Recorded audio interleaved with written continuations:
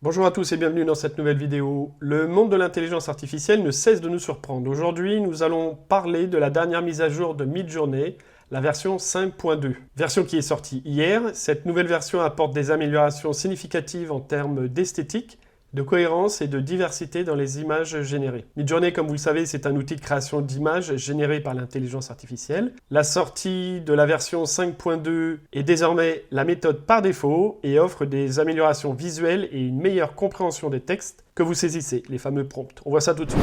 Donc ici, nous sommes sur le serveur de Midjourney, dans la rubrique Annonces. Et hier, justement, il y a eu une communication qui donne les nouveautés. Donc, il commence ici en expliquant que l'esthétisme a été amélioré et les images sont plus nettes, qu'il y a une diversité des images. On va voir ce que ça signifie tout de suite après. Il y a un nouveau mode de variation élevé qui a été activé par défaut. Ici, il y a une commande /shorten, une nouvelle commande qui vous permet d'analyser un prompt et d'obtenir des suggestions sur les mots qui ne pourraient rien donner, en fait, les mots qui seraient en trop dans votre prompt. Et surtout, et ça c'est la plus grosse news, c'est le zoom out, donc le zoom arrière, qui permet de recadrer l'image. Donc vous avez un zoom arrière 1,5 et un zoom arrière x2 qui vous permet de remplir les détails à côté de l'objet principal. On va le voir juste après. Et vous avez aussi un zoom personnalisé. Donc on va voir tout de suite ce que ça donne. Effectivement, vous vous rendez dans les chambres et ici, comme d'habitude, dans l'invite, vous tapez Settings pour aller voir justement si vous avez bien la version 5.2. Vous voyez, vous avez toutes les versions ici et ici vous avez bien la version 5.2 par défaut qui est censée être activée. Vous voyez, c'est vert, donc ça veut dire que c'est activé par défaut. Si c'est pas le cas, cliquez dessus, vous activerez la version 5.2. Et après, vous pouvez saisir votre prompt. Donc j'ai choisi ce prompt-là, donc un oiseau sur une branche, en haute qualité, avec beaucoup de détails, ensoleillé, au format 16/9. Voilà le résultat. Et ici, comme d'habitude, vous choisissez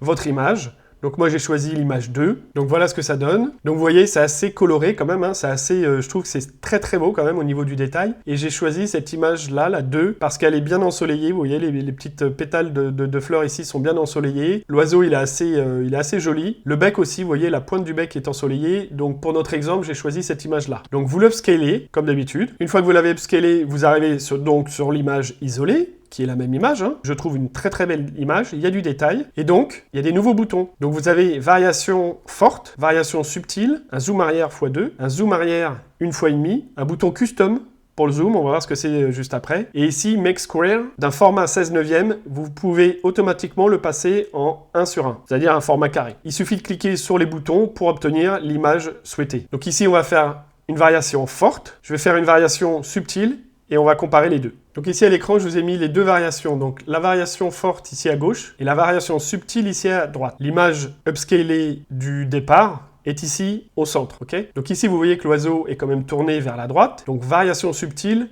tous les oiseaux sont tournés vers la droite. La branche ici est doublée, on va dire. Donc variation subtile, vous voyez, elle est doublée, doublée, doublée et doublée. Plus fin ici.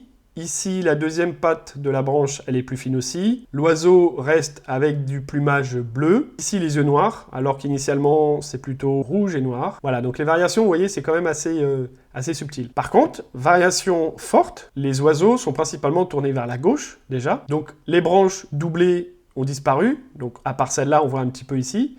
Mais sinon, ici, c'est une seule branche. Ici, c'est une branche avec on dirait une autre branche derrière, mais pas doublée comme celle-ci, qui on dirait comme une fourchette. Et ici, il n'y a aussi qu'une seule branche. Vous voyez, ici, on voit qu'une patte. Variation subtile, on n'a également qu'une seule patte. Par contre, variation forte, on voit les deux pattes. Ici, les deux pattes. Là, on voit les deux pattes. Là, on entreaperçoit une patte. Et ici, on voit aussi les deux pattes. Donc, vous voyez, et ici, il y a coloration quand même jaune du plumage. Il y a même un peu de rouge ici.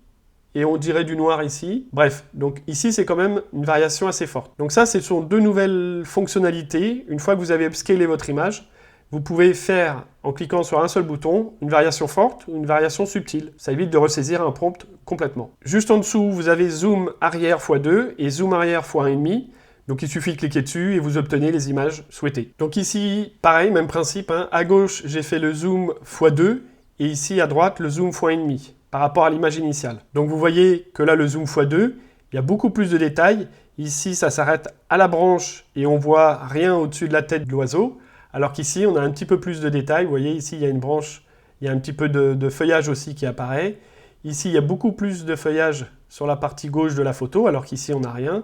Voilà, il y a beaucoup plus de détails. Et là, x1,5, c'est un léger zoom arrière. Après, vous pouvez typiquement upscaler une image. Vous pouvez faire un zoom x2 et puis rezoomer, rezoomer, rezoomer, rezoomer. Et après, de manière à obtenir des vidéos, comme je vous ai montré au début de cette vidéo, justement. Voilà, ça peut être sympa. Là, vous avez une option aussi Custom Zoom. Donc, il suffit de cliquer dessus. Vous avez une nouvelle fenêtre. Et là, vous pouvez modifier le zoom ou le format. Alors, vous avez une option. Ici, vous pouvez changer le format du 16/9, le passer en 1:1, c'est-à-dire carré. Ou alors, vous pouvez passer par ici directement et simplement en cliquant dessus, il va vous faire une image au carré. Voilà, comme ceci. Donc après, vous cliquez dessus et voilà, vous avez une image 1:1. Et l'autre nouveauté que je voulais vous montrer, c'est le fameux shorten, la commande shorten, donc /shorten. Il vous demande le prompt. Donc ici, vous faites un copier-coller de votre prompt. Je vais faire ça, prompt. On fait Enter. Et une fois que vous avez fait Enter, ici vous avez un message qui vous donne les mots qui, selon Midjourney, sont inutiles. Et il raccourcit votre prompt en vous proposant différents prompts. Et après, il suffit de sélectionner son prompt et de cliquer sur l'option choisie. Donc une fois que vous avez choisi votre option, admettons, on va prendre le 2. Il suffit de cliquer sur 2. Et si ça vous convient, vous faites envoyer ou vous le modifiez, bien sûr. Et Midjourney va générer l'image. Voilà, vous avez une version différente de l'image proposée de Midjourney.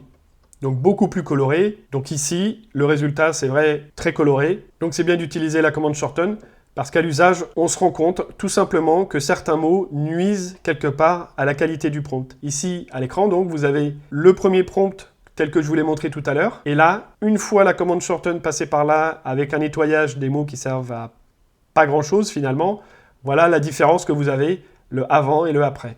Donc après, c'est une question de choix, bien sûr. Ça, c'est beaucoup plus coloré. Malgré tout, ici, la partie ensoleillement, je trouve quand même que c'est sympa. Ici, on l'a moins déjà. C'est un peu plus sombre. Donc voilà, après, c'est une question de goût. Donc voilà les nouvelles fonctionnalités de Midjourney 5.2 que je voulais vous montrer aujourd'hui. Amusez-vous, profitez, et je vous dis à la prochaine. Ciao!